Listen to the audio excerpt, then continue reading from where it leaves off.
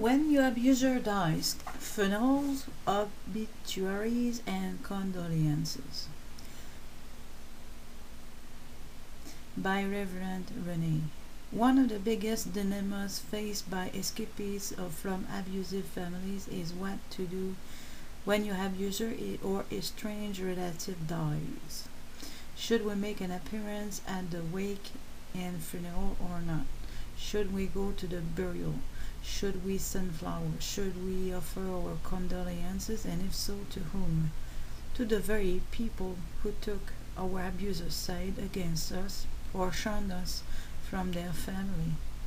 What kind of an act will we have to put on if people offer condolences to us?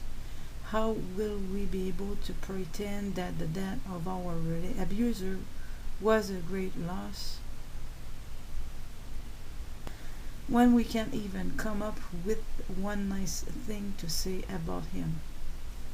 Since I've been ministering to adult survivors of abusive birth families, I've been moved by the amount of anxiety and years of conflict these questions generate. It angers me that our abusers still manage to put us in the middle of such painful situations, which we did absolutely nothing to bring on ourselves, and force us to deal with them and their trail of wreckage even after their deaths. A while back, I took an informal survey of people's opinion and attitudes about attending the funerals of estranged relatives. I did not refer to the deceased as abusers, only estranged relatives.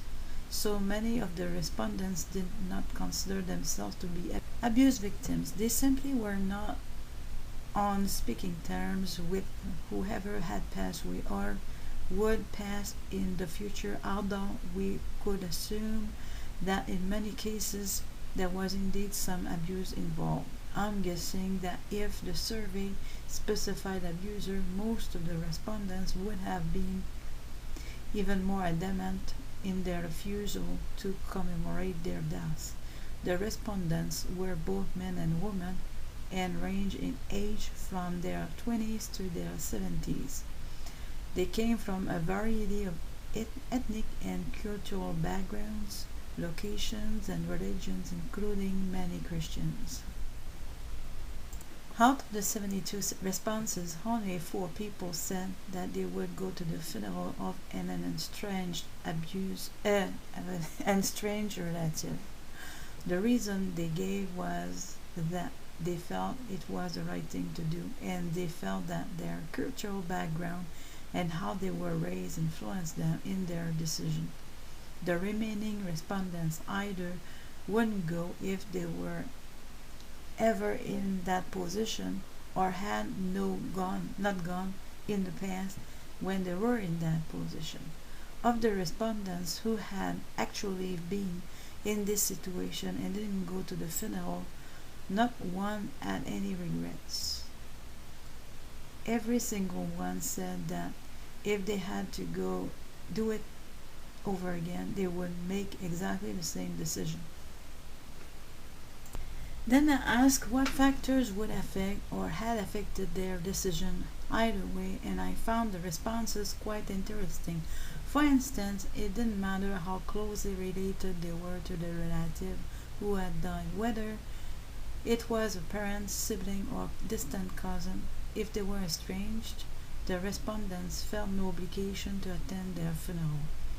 It didn't make any difference whether the estrangement was recent or a long time ago. It didn't make any difference whether the respondent was the one who had ended the relationship or the estranged relative was the one who had ended it. If it was over, for whatever reason, they would not attend the funeral. The respondents felt no need to go to support other people.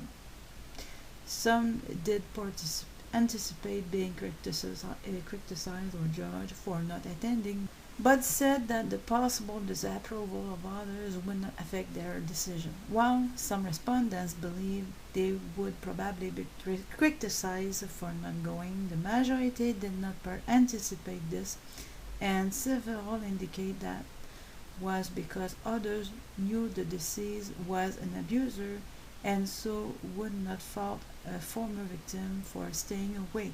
This made an interesting point about the silent partners in abusive families. Normal folks seem to understand the logic of not attending the funeral of someone who wasn't speaking to you. Normal folks also seem to grasp the hypocrisy of memorializing abusers, lying to make them look good in dust, and pretending they live their lives well. But the silent partners in abusive families don't seem to get this. They actually expect you to mourn for someone who abused you, who was no longer a part of your life, perhaps for many years, and they just can't wait to criticize you if you don't. Even if you feel like mourning, you just can't do it in private. You have to put up on a show for them. They want to see you mourn, or it doesn't count. This is because they are sadists who enjoy seeing you suffer. That's why they stood by silencing all those years while you were abused. If you don't cry in front of them, they feel cheated because you're depriving them of something they get their kicks from. In an abusive family, there's no such thing as everybody dealing with their own grief in their own personal way, because personal boundaries are not acknowledged.